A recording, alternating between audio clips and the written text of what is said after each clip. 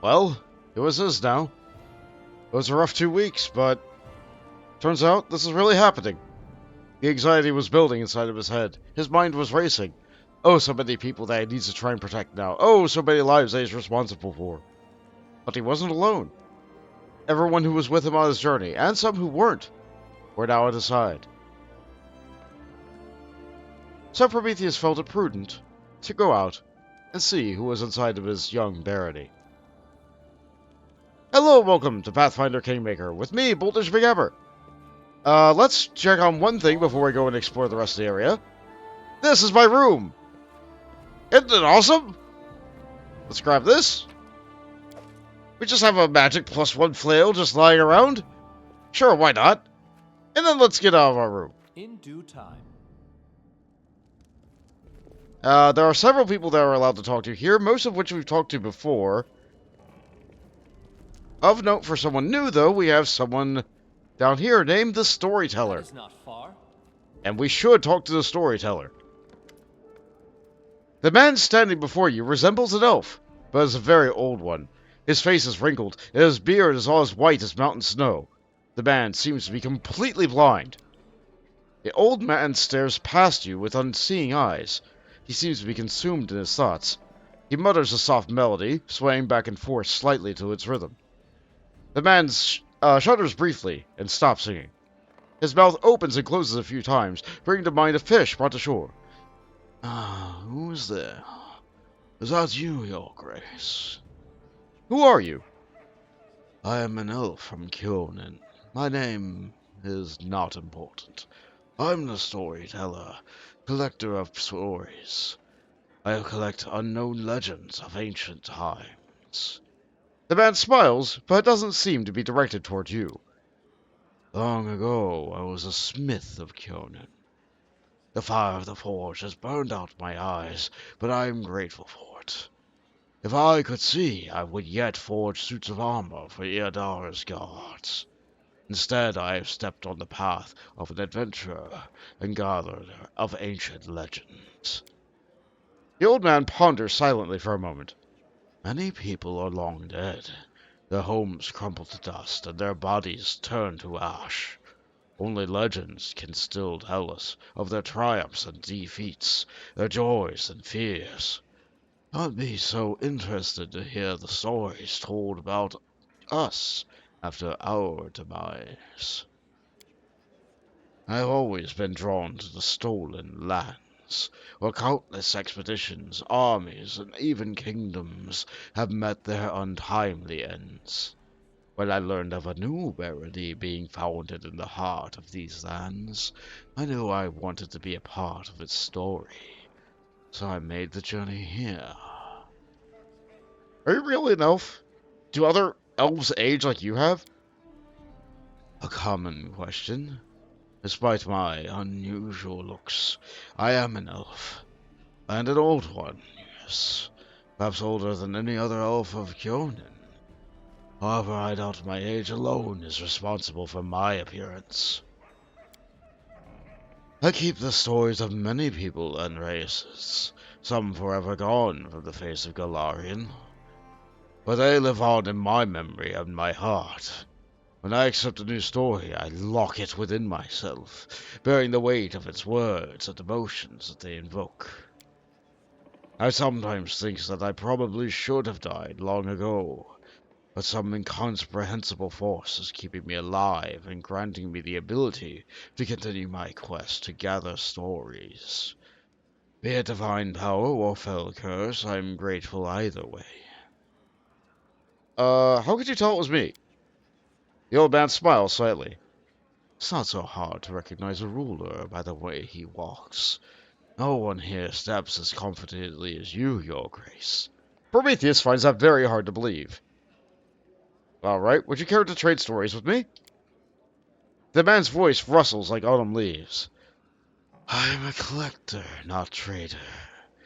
If I share a story with you, you'll receive the power to pass it to further, changing or embellishing it, whether willingly or not. Can I be certain you will keep my stories intact in their absolute purity? The storyteller ponders for several moments. No, I do not think so. At least not yet. These legends are the most precious valuables of this world, the last remnants of ancient tribes. They are beacons illuminating the way of the past, allowing us to meet generations long gone. I cannot let their light fade.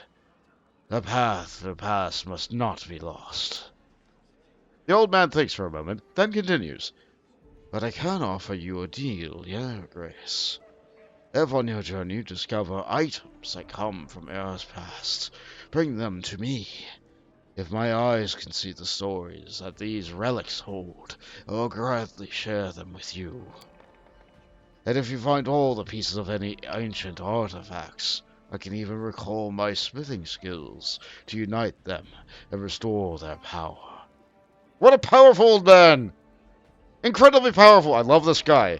Name's just a storyteller. I love this guy. Remind me what it is you want from me.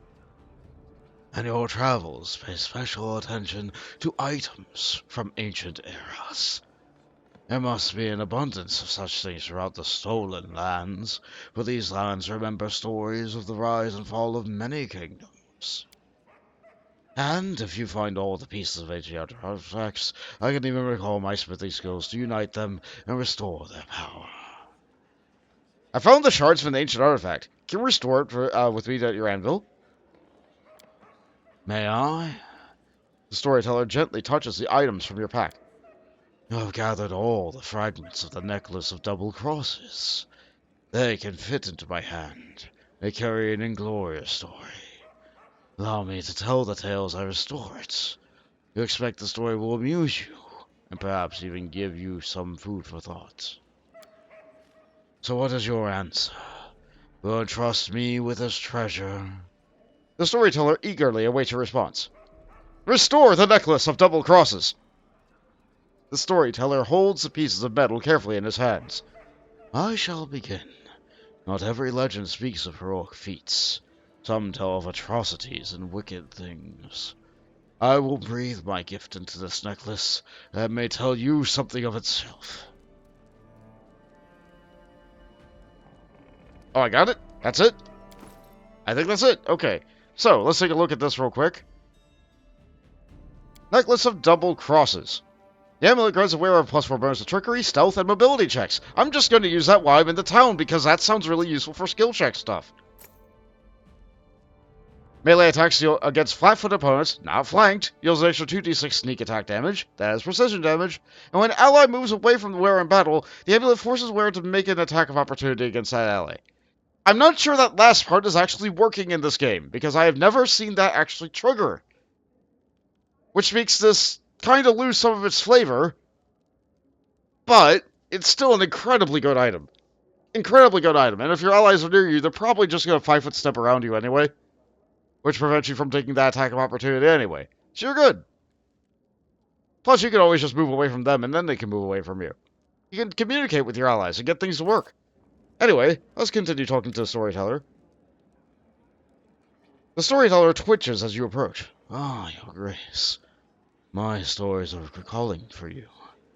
Have you come to answer their call? I brought some relics. Are any worth of the story? The storyteller's eyebrow raised. How interesting. May I, your grace? He gently touches the items from your pack. A coin from a non-existing country, when the Coral Conqueror mastered Rossland. Having claimed it for Brevoy, he prohibited the issuance and use of all such coins. But ordinary folk and elderly swordlords were required to use new coins, decorated with the coral's profile. But no one was quick to be rid of these prohibited coins, oh no. In many houses, they still store boxes or whole chests of such coins, waiting for the day when Rossland declares its independence. We've given up all of our coins and got a lot of gold! The storyteller's fingers caress a symbol shaped like a tree leaf. And what is this? I hear the voices of trees, smell the scent of fresh leaves. A dryad's mark, is it not? I would be happy to purchase it from you. Bunch of money? The storyteller idly toys with the ancient, plain-looking coin. What was the name of the Kalaran ruler who issued this coin? Does anyone remember now? Why did the Cyclops use it to purchase? Food, books, weapons? Perhaps someone's life or their freedom? Who can say? Its history was erased by the Earthfall. But I will buy it from you for significantly more than it was worth in its own time. Storyteller weighs the soldier's tags in his palm. A soldier does not ask where the banners of war are headed. He or she goes to battle, dies, and leaves it to others to decide whether the cause was just. This tag belonged to one of the many warriors who helped establish the glory of the Taldan Empire. If you would permit me, I would gladly purchase it from you. Ah, the belongings of brave heroes who performed their feats here before you. I sensed you would be interested to hear their story. The lands took many lives and spawned many legends. I can now tell you of the distant expedition undertaken by a group of brevic heroes to a place known as the Drowned Trees. I would be happy to trade the whole set of items for their story. Can you hear it calling to us? Let us hurry! That rhymed almost! Tell me about the Drowned Trees! I hear rowlocks creaking, river water splashing, brushes rustling, and arrows singing through the air. I feel an invincible will, a cold resolution to finish what's been started no matter the cost. My chain armor clings to my body, and my young hands grip a sword tightly. I am the leader of a group of brave souls, set off to the stolen lands, to clear them from bandits once and for all. Well, clearly they failed. Let's see, we've been given a bunch of money and experience, and we've been giving up all of our Rostovic broken equipment. We sail on a large freight boat. It serves as bait for the bandits who keep throwing themselves at it, only to find death. A death as inglorious as the life they lived. From time to time we manage to capture a prisoner. When our Inquisitor talks to them, I go to the stern, shutting my ears to their cries. I remind myself that these are scum, drenched in blood in the elbow. I think upon our cause, freedom from my homeland, independent Rostland. But still my goosebumps rise with each pitiful cry. I must steel myself and be strong. What is your group? Or who is in your group?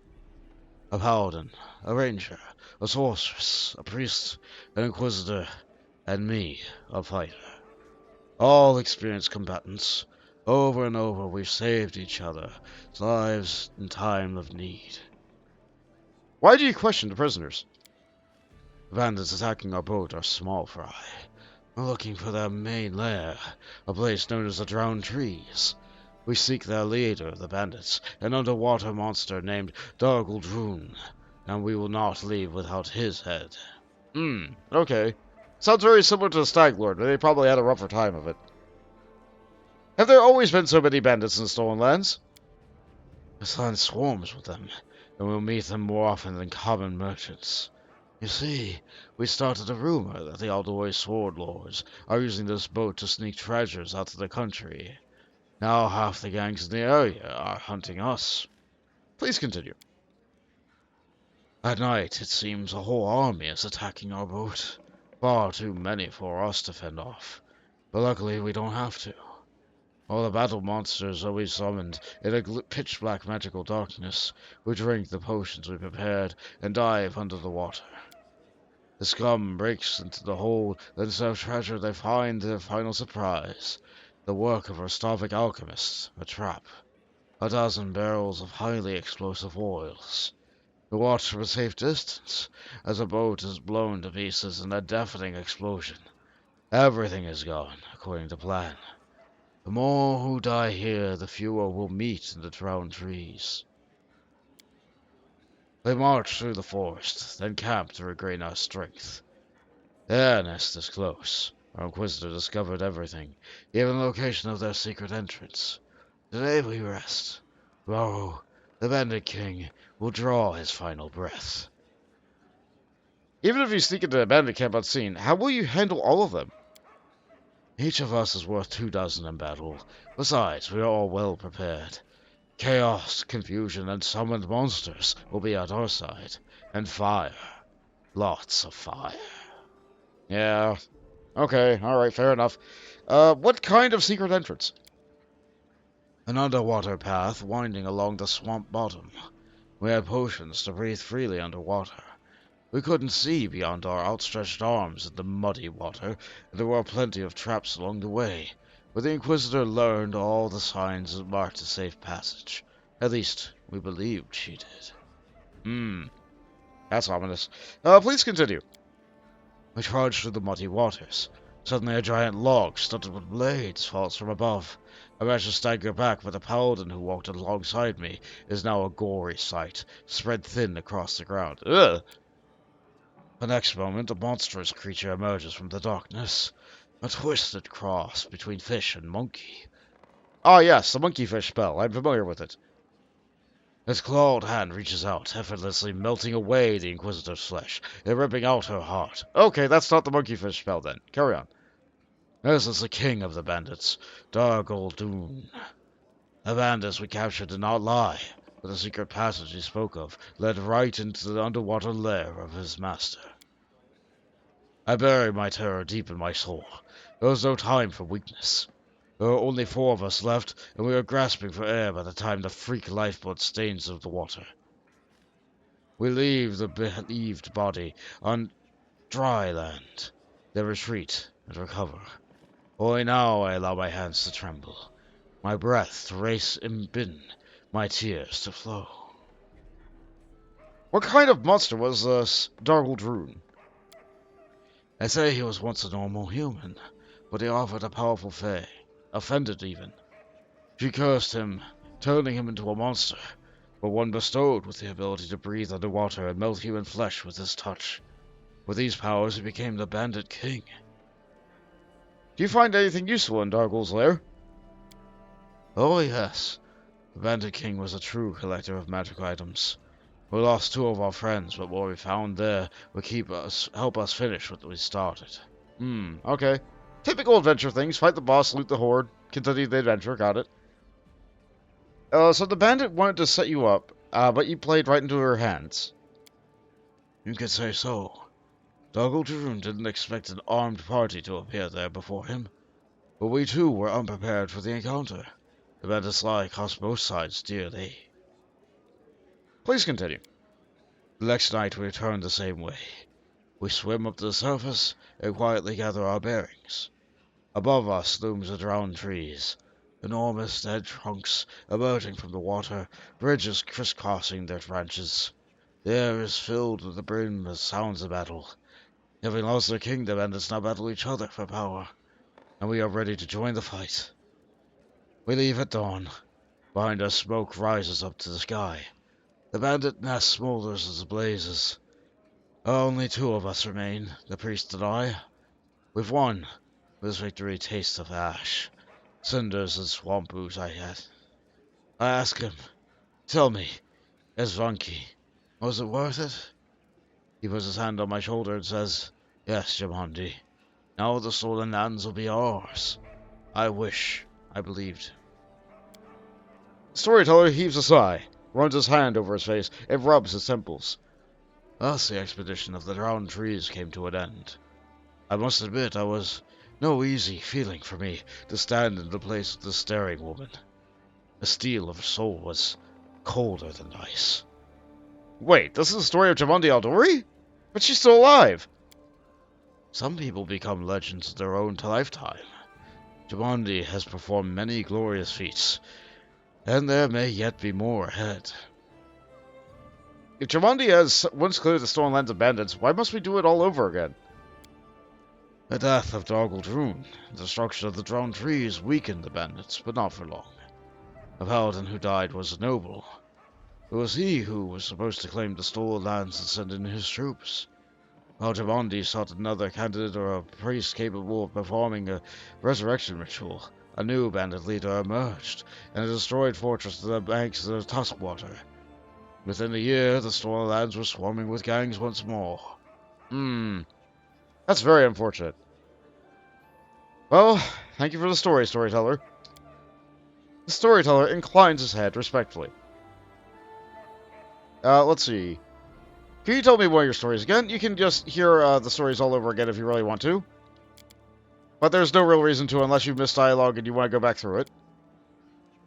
Your stories are amazing. You make it sound as though you were actually there, in the moment. The storyteller nods.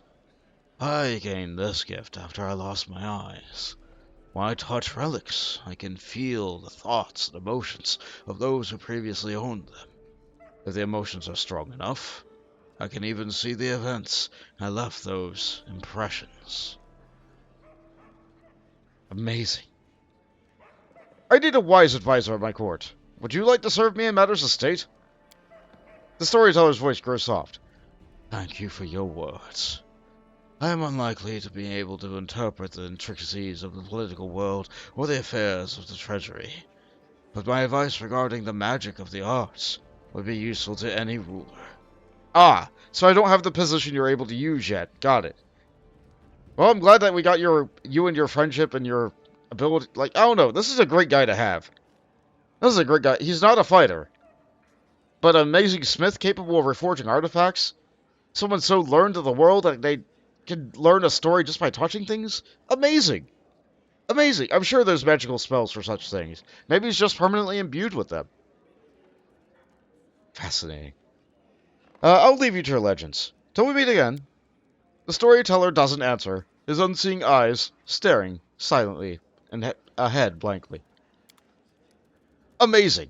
Amazing. I love that. However, by talking to him and giving him all that stuff that we've collected, that was listed, I think here. Oh, I have a recipe? When did I get this? Copy it. I think, yeah, it was all here. It's gone now, but I have loads of money. Loads of money. Let's go talk to people outside. I'm really glad that there's a dog in my throne room. Really, genuinely, truly glad.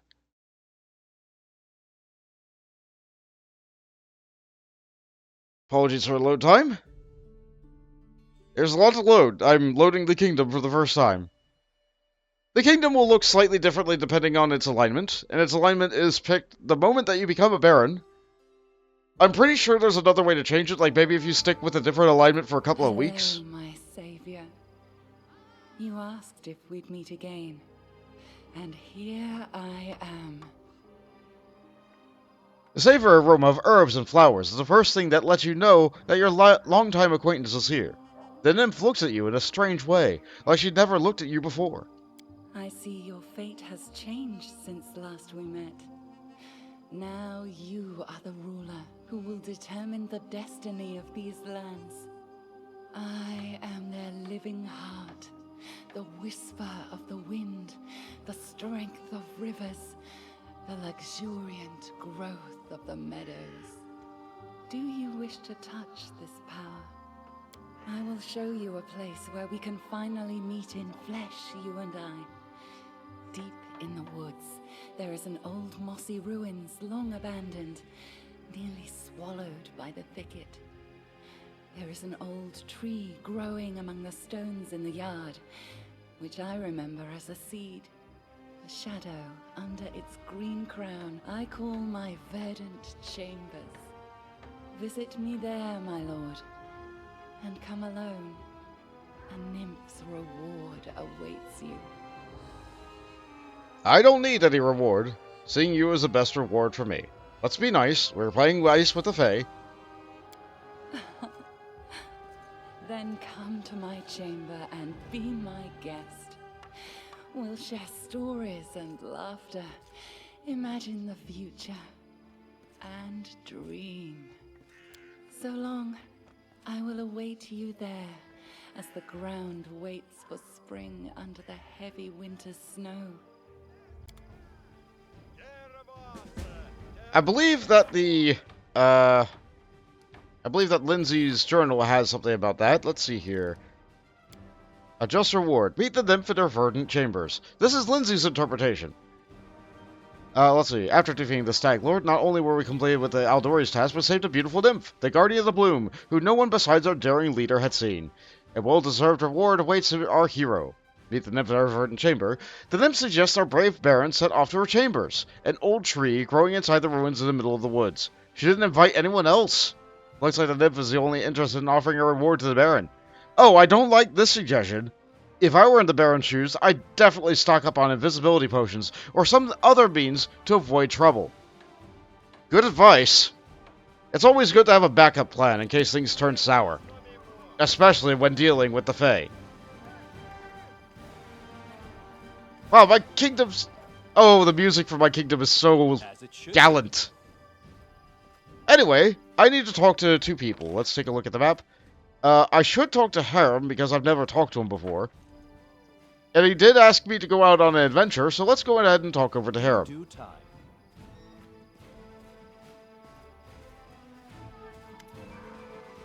Harrim pulls his beard, muttering something that could either be prayers or curses. Upon noticing you, he winces. Eh? What's... Oh, it's you, Prometheus. Did I startle you? I'm sorry. Oh no, that doesn't matter. I was just contemplating the futility of existence and the worthlessness of the universe. The ways of Grotus are great. My humble mortal mind cannot fully grasp them, but I do what I can. Harm smiles apologetically. Tell me about your past. My life is divided in two parts. First was filled with blind wanderings, doubts, and attempts to serve Torag. The second part began by accepting Grotus into my soul and received a clear vision of the world. What exactly would you like to know, Baron? Where are you from? My life story began in Larad, a city of dwarven clerics and acolytes. They served Torag and the other dwarven gods. Torag's brothers Angrad and Magrum, Torag's wife Fulgrit, his daughter Bolka, his sons Grundina, Kols and Trud, and also Torag's sister Drangvit. Torag curses his lips in contempt, or curves them even. I wouldn't be surprised if they built a temple to Torag's pet dog. Sorry, I let myself get carried away. Karam sighs and pulls his beard several times. Larad is the second largest dwarven city in the Five Kings Mountains. It's built up around numerous temples, carvings, caverns, which serve as a place of worship for all the dwarven gods. Many pilgrims from every corner of Golarion come to Larad to pray to their gods. Some remain to live there. This city is simply imbued with faith. You can't swing a dead cat around without hitting a cleric. It's no surprise, inspired by the aura of the city, that I decided as a young boy to dedicate all my efforts to become a cleric of Torag. Ah, but something went wrong. Let's see. You once tried to serve Torag? Not just tried. It was a burning passion. I craved it by day and dreamed of it at night. Harrim shakes his head as if amazed by his own stupidity. You see, Prometheus, from my first days I felt the presence of a god at my back. I heard his whispers and felt the power, though the nature of the power is unclear to me. I thought Torag himself was trying to speak to me, but I did all I could to understand his words. Oh, what a naive fool I was. I had no idea that Torag, that uncompromising, conceited god, glamorized by all the dwarves, was capable of betrayal. He turned away from me, Prometheus. He left me in my hour when I put all my hopes and dreams into him and desperately needed his support. Torag is the god of craftsmanship, so every follower, especially the clerics, must smith their own suit of armor. The day when the work is finished is like a second birthday for the dwarf, his newly born in the eyes of Torag. Harrim sighs heavily and falls silent for a time. My second birthday never came. I couldn't make armor, not even a sword, not even a simple nail. My hammer smashed my fingers and fell on my feet. Molten iron burned my hands.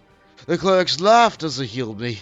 They used to say I was cursed by Torag, so finally I gave up and attempted to please the betrayer god. Even if Torag really has rejected you, isn't that enough reason to leave your homeland? You don't know much about dwarves. Harrim lets out a sad sigh. How can a dwarf cursed by Torag go on living in a city where every single soul bows to Torag? I was alone, disgraced, humiliated, insulted. A lone tear glints a light before sliding down Harrim's cheek and hiding in his beard. I was trying to drown my sorrows in drink, but even the owner of the cheapest pub in the road would laugh at me while he put those mugs in front of me. I couldn't take it any longer. I wanted everything to end. But there was one thing that kept me going and prevented me from ending my own life. I could still hear that divine whisper behind my back. It was yet faint. It took a long time before I could hear it clearly. But having once heard it, I could never forget it. It was clear that none of Larad's deities favored me, so I left the Five Kings Mountains and went out searching. I didn't think the dwarves ever worshipped Grotus. How'd you learn about him? Oh, but that blessed day came, the beginning of a new life. Alone and abandoned by all, I spent many dull hours in a filthy tavern by the roadside. I don't recall the town, nor even the country. I had no money. In fact, all I had was a hunk of stale bread. I was weary and almost fainting from hunger. And that was the moment that the whisper from my god began more clear. It was like he was calling to me. At least my suffering had come to an end. It was a miracle, Prometheus. I had paid full price for it with my torments. I couldn't control myself. I walked out of the tavern and straight into the nearest forest, and there I found the ruined temple of Aroden, the lost god. Several figures clad in robes were holding a silent service there, a service to a god I knew nothing of. None minded when I stood beside them. It was the first time in my life I felt myself at home. My new brothers told me that they were clerics of Grotus, the god of the end times. They were traveling around Golarion, spreading the teachings of Grotus, despite all the persecutions, contempt, and misjudgment that they received from others. I gladly shared their burden with them, for now I know whose voice I had heard whispering to me throughout all those years. Wait, so you couldn't even make a simple nail and you blamed Torog? Are you suggesting that my problem was not with a curse, but with my own inability to work with metal? Or maybe you're saying that I was just too lazy? Harrim looks at you with your eyes defiantly, his hands trembling in surpassing rage that has run through his fingers over his beard. You're a fool to think so, an ignorant fool. Have you ever met a dwarf who can't handle a smith's hammer? Even our children craft knives. No. Torag is the cause of my suffering. The betrayer's god deliberately cursed me, just to make me a laughingstock of me. Harrim raises a hand and shakes his fist at someone above. But I won't let myself get angry at you, Prometheus. You're an ignorant and blind soul, and my aim is to guide you through the dying world that marches towards its end. I will open your eyes, or die trying. Grotus will be pleased by either outcome. Fair enough. Let's talk about something else. What else would you like me to tell you, Prometheus? I'd like to learn more about dwarves. Most dwarves are self-satisfied, stubborn fools serving Torag. They don't deserve my good attitude. He winces. But you can ask what you want to know. I'll try to answer. Tell me about the Five Kings Mountains. Dwarven Kingdom, yes. But it's well to the south of here. It survived many trials, and there will be more yet to come. He strokes his beard, contemplating. There's no unity among the dwarves, Prometheus. The Five Kings rule over our people. They sit on the thrones of the 5 greatest cities. With every passing day, it grows harder for them to come to any agreement.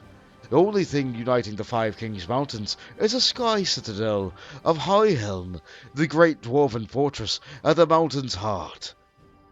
Have the dwarves always lived on the surface? Oh no. Aeons ago, all dwarves lived deep beneath the surface. They did rather well, judging by historic records. They built fortresses befitting noble dwarves.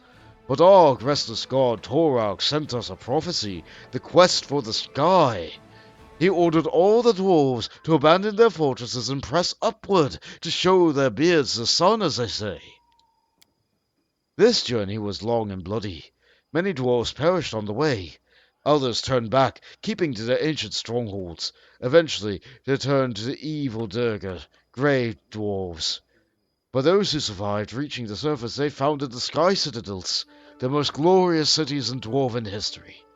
Tell me about the Sky Citadels. Oh, they are the peaks of creation. Golarion cities built in the ancient dwarves who finally reached the surface after so many hardships, performing their final labor in the quest for the sky on the surface of Golarion. Harrim's eyes glitter with admiration. They are steadfast, tall, magnificent. They are beautiful. The 10 citadels were built by dwarves, but we managed to keep only a few. The citadels crumbled, and the orcs, sworn enemies of our people, trampled their blessed streets and ruined the gorgeous palaces of the ancient kings. Harrim's eyes grow misty with tears. They were heavy losses, and a disgrace to our people, Prometheus. High Helm is the jewel of the citadels that remain Maine. It is located in the heart of the mountains, in the heart of every dwarf. Yes, my heart too. There's a dwarven saying that if an enemy reaches High Helm, every dwarf from all corners of the world will come to defend it. Harrim casts a sad glance at you. I'd be there too, but not to help the Citadel's defenders. I'd be there to witness the fall of our people in my own eyes and mourn it. I would fall upon the cold stone and raise my final prayers to Grotus. Okay, I mean, that makes sense. That tracks with your beliefs. I have some other questions. I'd like to talk about your god, Grotus. You wish to learn about Grotus? Harrim seems surprised and pleased at the same time. Yes, of course. I'll answer anything you ask. What are Grotus's teachings about, in a nutshell?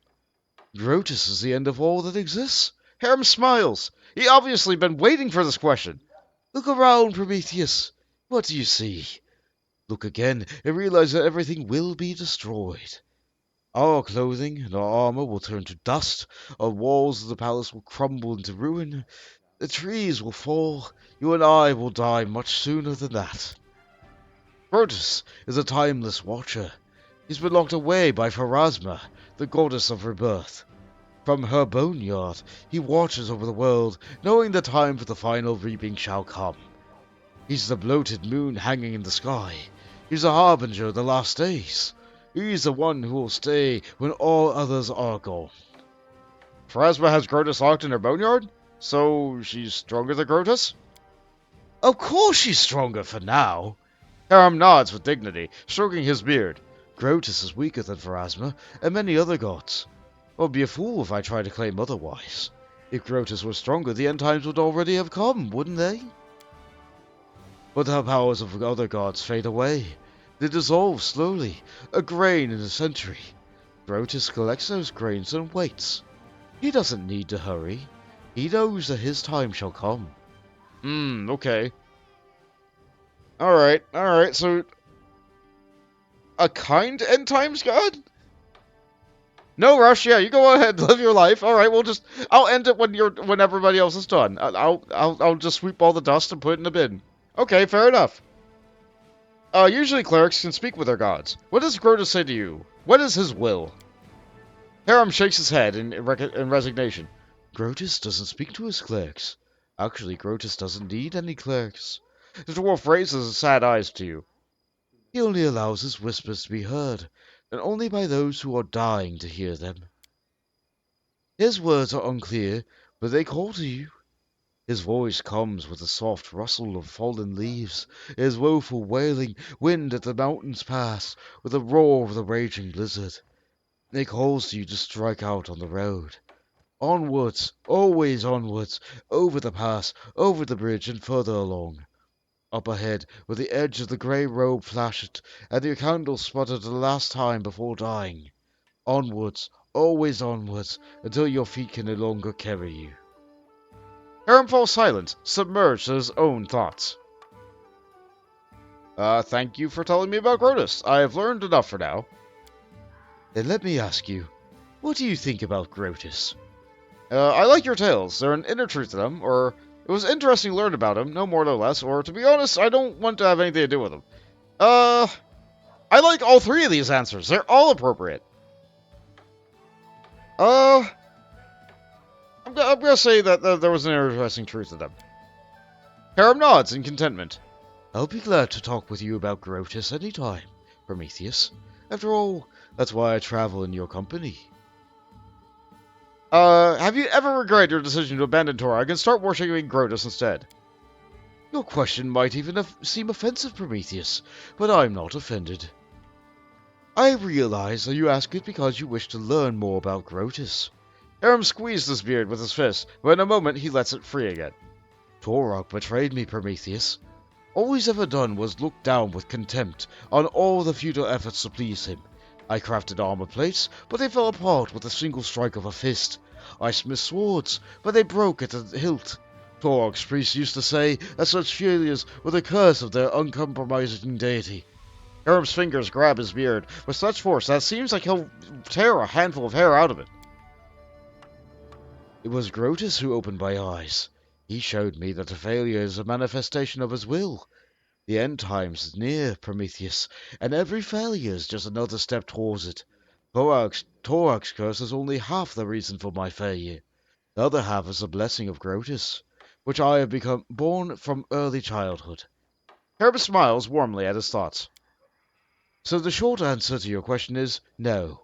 I've never regretted opening my soul to Grotus. From what I've heard, Grotus doesn't spare the minds of his clerics. They all go insane eventually. Is that true? Oh, who told you that? I like to look at the slander in the eye. He bursts into laughter, but you can't understand what's so funny. You see, Prometheus, sanity is quite a relative concept. Harrim says so, so his laughter resides. Each of us is certain that he is the sanest creature in the world. Meanwhile, we periodically doubt the sanity of others. So what happens if 2 or 3 people claim that someone else is insane? Does that make it true? Perhaps the accusers have lost their minds themselves. The longer a cleric listens to the whispers of Grotus, the better he comprehends the essence of his designs, and the deeper his understanding becomes. When enlightenment comes, the mind of a cleric ascends to a new level of understanding, which is inaccessible to simpler souls. Is it insanity? That is for you to decide, Prometheus. My decision was made long ago. When I've reached enlightenment, I'll accept it with joy and delight. Ah! Okay, so let's see. Lawful good. Honestly, that's just too much. You're a funny dwarf, and you have your peculiarities. But to go insane voluntarily? You should give up before it's too late. Or go with the chaotic choice. Huh! Well, when you learn Gross's divine plans, remember to tell me about them. I could use a good laugh. Or go with the evil choice.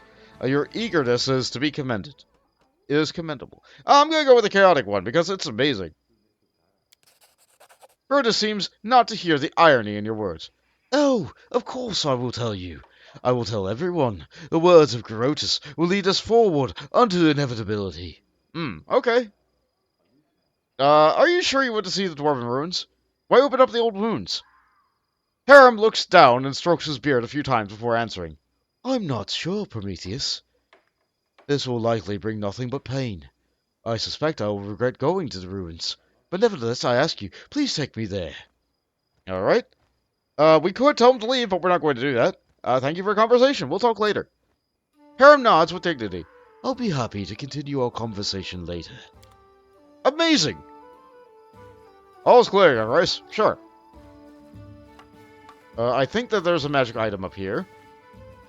Let's take a look around. All according to plan. It looks like my character slowed down. Up there it is. Pick up the thin stick. It's a stick. Quarterstaff +1. +1 items do sell decently. Speaking of things selling decently, let's find a merchant. If we look at a map, we'll see that there are many. Xeris, Hassuf, and Verdel, and even Arsenal. Let's go ahead and talk to Hassuf. You see a dark-skinned, wiry man with a weather-beaten face and a happy smile on his face. He is dressed luxuriously, and his dark hair and his neat mustache are exquisitely coiffured. The man bows at you, spreading his arms a little. Hassuf of Absalom is happy to welcome you, Your Grace. Come, take a look at the best wares we traveling merchants have to offer. Please, come, take a look. Tell me about yourself. My pleasure, Your Grace. The merchant smooths his mustache and commences with the story, with an air of importance, speaking in a sonorous voice, gesturing widely. Hassuf's family is not rich, and he, like many in Absalom, have had to start from the very bottom. As a child, while the peers have chased pigeons and stole apples in the market, he worked at the tannery. Oh, I can still smell this disgusting stench. The man pulls out a heavy, perfumed handkerchief and waves it in the air. Well, the young apprentice worked hard, saved every coin, and soon managed to purchase a tannery from his former master. Then, after soon as he had enough money, he opened his own trading agency. After 10 years, countless deals, and many tours of the caravan, Hassuf was one of the most successful merchants in Absalom, thus writing his name indelibly into the history of the great city. The merchant looks at you with pleasure. Well, how was that? I'm looking for a writer so I can dictate my memoirs. Ha ha ha ha! I think many would find it interesting and useful to learn more about me. And also to perhaps learn your trade. No, learn more about me. What are the secrets to your success, Hassuf? There's no secret. Perseverance, strength of character, attention to detail, the gift of persuasion, charm. Oh, this among many other things are the key to success in my profession. But if I did have a secret, who would I be to share it with anyone? The merchant laughs merrily. His hands rubbing at his sides. Why did you leave Absalom, the center of global trade, for some young barony in the Stolen Lands? That's a long story. I don't think your grace would be interested. Come, tell me why you left Absalom, I insist. The merchant groans theatrically. Oh, very well, if you wish, your grace. It was about a woman. When I was still young, I fell in love with the daughter of a judge, an important person in Absalom. For many years I tried to win her heart, but she was so cold as stone. I should have given up, but this is not in my character. In the end, I did manage to win her love, but I was unready for it. Hassuf swallows and rubs the back of his head. As Avatar is my witness, the flames of hell burned inside this woman. I could not live with her for even 6 months. Tenderness and passion for one day, screaming and scandal the next.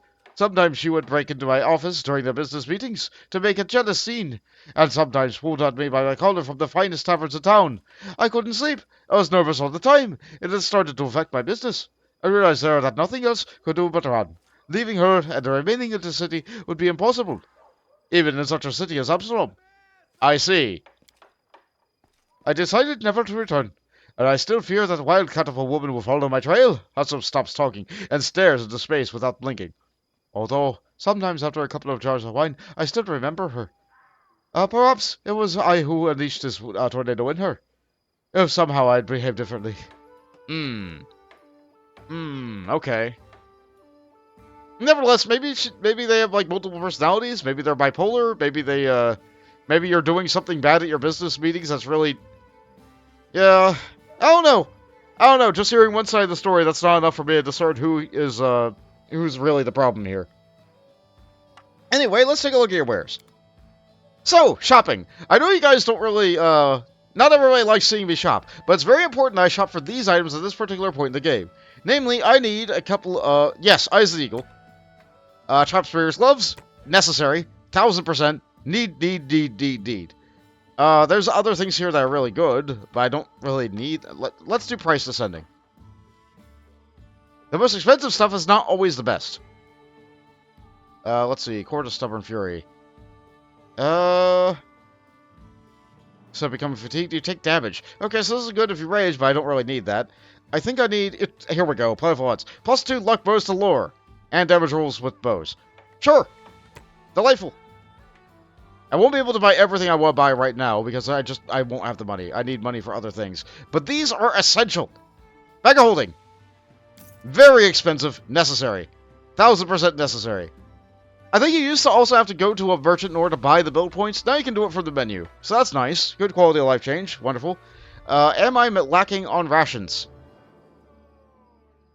I don't think I have any rations. I think I need some rations. Okay. Well, let's buy, like, I don't know, 18? Necessary? Okay. So we got that stuff. We got those things. Flame Guard. This is a really good tower shield. It would be the first tower shield that we could give to Valerie that would help her, like, be even better as a tank. It's crazy. It's crazy good. But it's also a little bit expensive. How much am I spending right now? Okay, I only have 10k left. We're not going to buy any of these weapons. It would be really nice to buy that Flaming Bastard Sword, but we're not going to buy that yet. We might buy that one day in the future. Not yet. I'm not going to buy that Cloak of Shadows, even though a bonus to stealth would be great. Like, I don't think I need it. All these belts and headbands of extra stats would be wonderful. Don't need them. Don't need them. Not right now. The Eternal Hunt could be useful. Because we do fight a lot of magical beasts and animals in this game, but I can wait till later to buy it. Potions are useful, but I don't need them. Yeah, we're good. We're gonna buy these.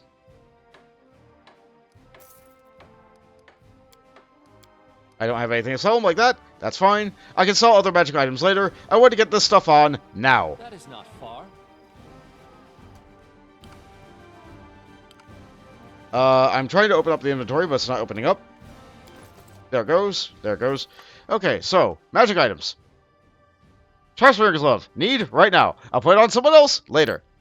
This helps me with skill checks. This helps me with skill checks. Need these right now. Okay, now I can walk around town. Now I can try and get items from around town. This item is really difficult to see. So I'm going to make a quick save right here. I'm going to buff myself. I probably should have buffed myself and then quick saved. Order is important. Alright, heroism lasts a really long time. Let's put it on myself. I did not put it on myself. I also went into the building, but that's okay. Buff self. Okay. Take your stuff. You don't mind, right? Also, sometimes you go into these buildings and the lighting is a little bit weird. If you reload to save, it'll fix it. But, I don't feel like I need to. That wasn't the building I needed to save outside of anyway. It was this one. Let's save again, just to be sure. This is a difficult perception check. No, I didn't see it. There should be a box right there. So we just load that back. I'm going to give this like 4 or 5 tries. If I don't get it, then I'm going to move on to other areas. I'm going to move on to other areas and see if I can get that some other time. If you fail a perception check, remember that you can always just come back again after you leveled up. Raise your perception a little bit more. But right now my perception is 20. And the fact that I failed to check means I probably just rolled low. Yeah, no. Okay, that's 2. 2 more shots. 2 more shots.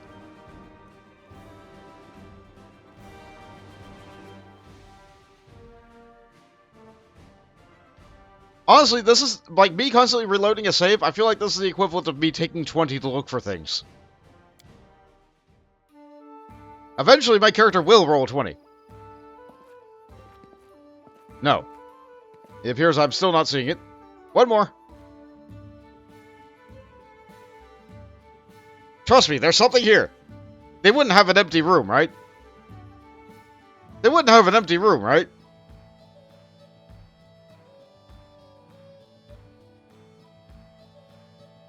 Oh, okay. One more. All according to No. plan. Not doing it. I'm gonna load the save so I can try again at the end of the episode. Look at the time. Actually, we're kind of close to that. Maybe I shouldn't talk to any more people. Sometimes I forget how long conversations can be. But you know what? It's important to know the history of these people. If you're able to talk to them, but they have a name in this game, you know they're important. Alright, let's continue walking around. It looks like we can reach almost anywhere in our barony. Okay, so the places that we're able to go into are marked very clearly. So let's go into the other places that are marked. Okay. Got that. Got that. Pardon me as I take all your food. Thank you. I will eat it one day, probably. This looks like a box. Easy. And another... Oh no, it was locked. What did I roll? Okay, how bad was this? I rolled a 5. If I rolled a 10, I could have got this. Okay, though that's unfortunate. I'm never going to raise trickery ever again. I'm never going to raise trickery ever again. I went to try and get all these trickery checks without having to do that. So, with heroism on, I need to make sure I load this. Alright, you know what? I should go after more difficult things first. I can go over and get all the side things later. The items don't change.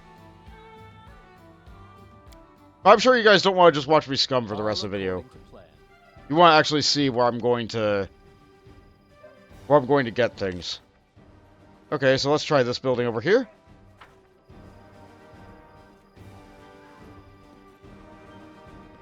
Oh, hi! A tense silence hangs over the house. Kaessi, and your tiefling friend, emerges from the shadows, but her eyes are staring at you in the distance. She seems to look right past you. No, not now. The turmoil is suddenly over, but you see fear in Kaessi's eyes. Her blue eyes. It's you. I wanted to say, We passed an Arcana check. What just happened? It was surely not regular travel between planes. The girl closes her eyes and clenches her fists, obviously in the grip of a strong emotion, but one you cannot read. I knew it couldn't last forever. What did he even make of this rule? If he knew that it would be impossible to keep. She takes a deep breath, opens her eyes, and speaks with firm resolve. Come what may, you should know, Prometheus, that the person who you know by the name of Kaessi does not exist. My real name is Kingmaker, and it's a long story, and such stories are better told beside a welcoming fire. Will you hear my out? Fine, let's go.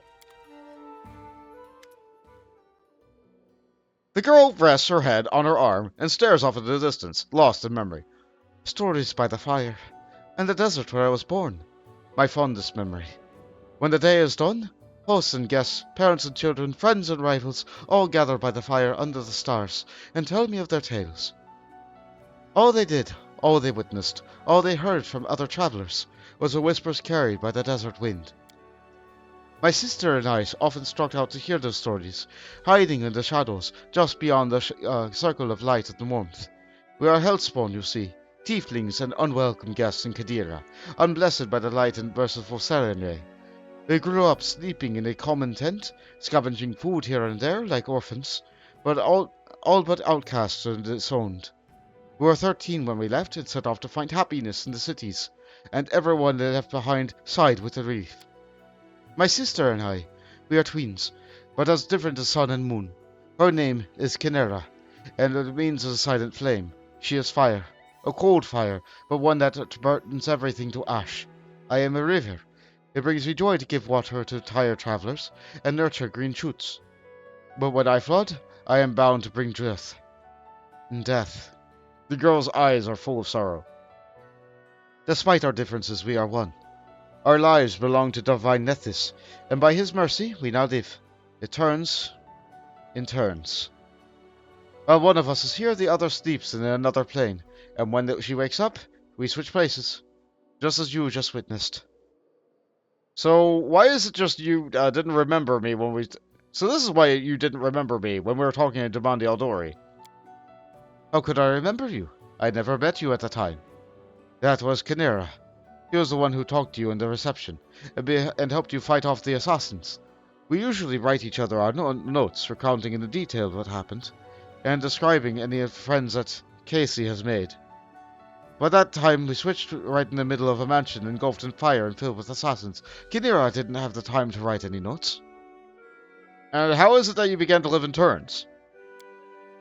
Kalika lowers her head. The story, it is not what I ever told to anyone before. No one in our whole world. It's not easy to confide in a stranger. There's too much grief and guilt in it. If you don't mind, I'd rather not go into all the details. You see, my sister died, and I couldn't get over it. Kinera was killed by a Soul Eater, a monster summoned by secret followers of Abaddon's archdemons. Those who summoned him died in the fight, but the beast was too strong for my sister, and I wasn't even there to protect her. Kalika catches her breath. We just had a fight, and we both did some stupid things just before. But I don't want to talk about that now. When I found out what happened to my sister, I was ready to make a deal with any power, if only I could just get her back. And I found such a power. I was contacted by the Arcanathane, a herald of the god Nethys himself. She promised she would return Kinera to life, but on 2 occasions and conditions. First, we were supposed to keep the arrangement a secret. Second, we would never be able to meet again. And so our new life began.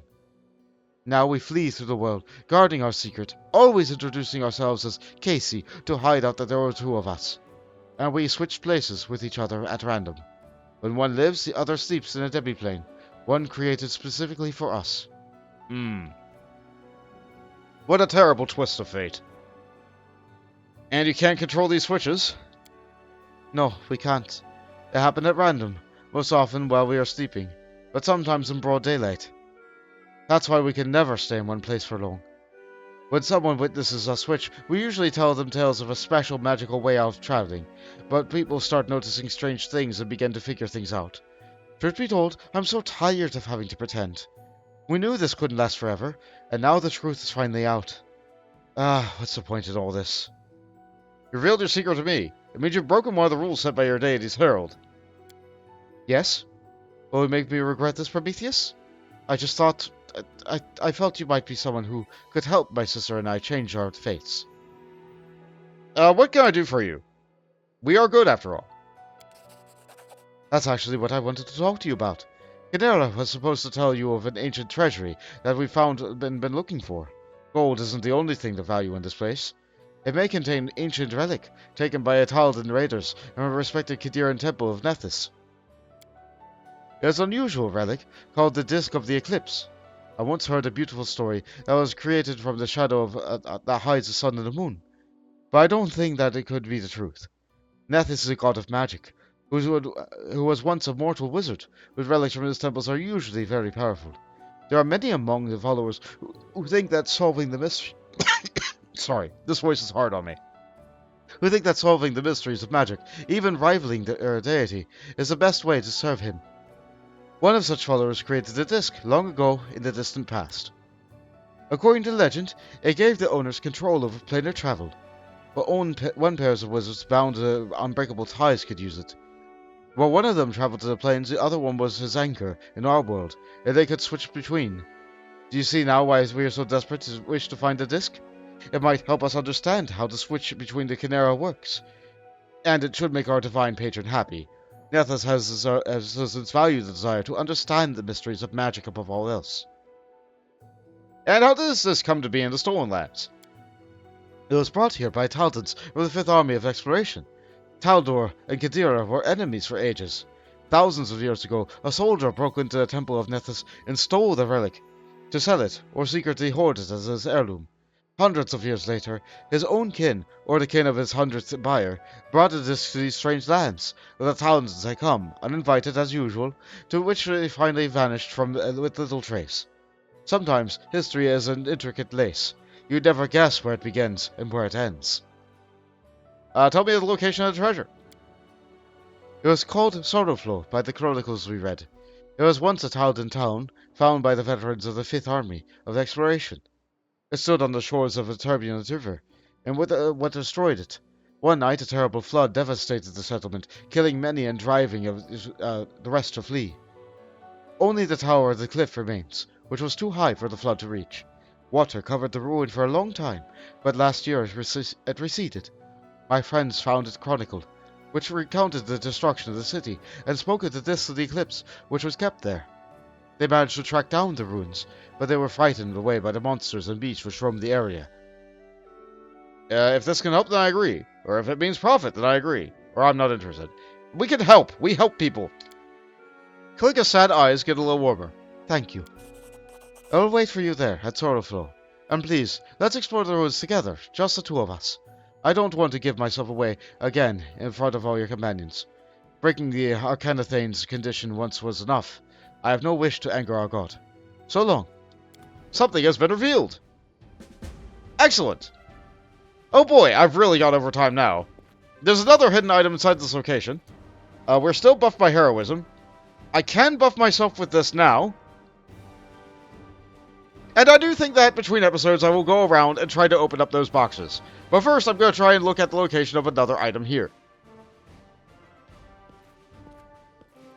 Alright, let's try. It is finished. Good, I got it. It's a book. At least I was able to open one lock this video. There's still a little bit more town to see. There's still a couple of merchants that we can talk to. And the tavern. Oh boy, the tavern. We do have to go and visit the tavern. So, next time on Pathfinder Kingder... wow. Kinder. Pathfinder Kingmaker. More of our new budding barony. More of this triumphant trumpet music. Later, Pathfinders.